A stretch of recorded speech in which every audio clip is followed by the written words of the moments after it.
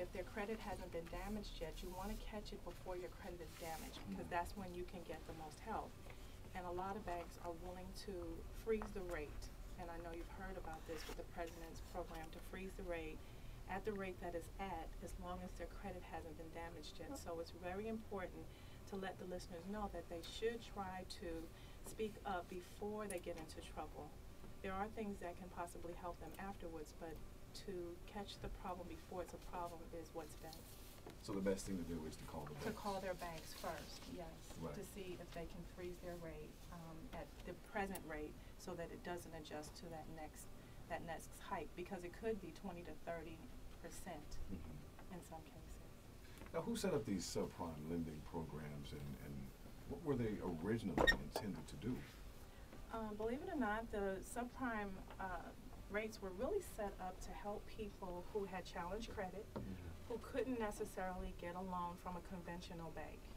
And so a lot of these were set up as kind of look-alike programs to the FHA, but they were a lot more aggressive, you know, stated income, zero down, 100% financing, you know, people could get away with just paying closing costs and moving to a brand new home. But they had a 2-year, in a lot of cases, adjustment. So after 2 to 3 years, that payment would adjust. What people were hoping for is that the value of the home would go up and they would be in a position to refinance, and that's not what happened. Now, is there anybody to blame for the situation we're in now? Probably everybody. We should blame everybody. Lack of knowledge, lack of education, yes, right? Just not knowing exactly, because there's a lot of older folks too who were living in, you know, homes that were paid for already. Right. You know, and someone convinced them to pull the cash out of their house. Exactly. You know, and they live on it. did that exactly. That's right. I and think now they're losing their homes. This is an area for African Americans, you know, to really grow in. We've done a lot in terms of our civil rights and education and middle class growth and family development, but we really have to improve our economic understanding and just basic money matters.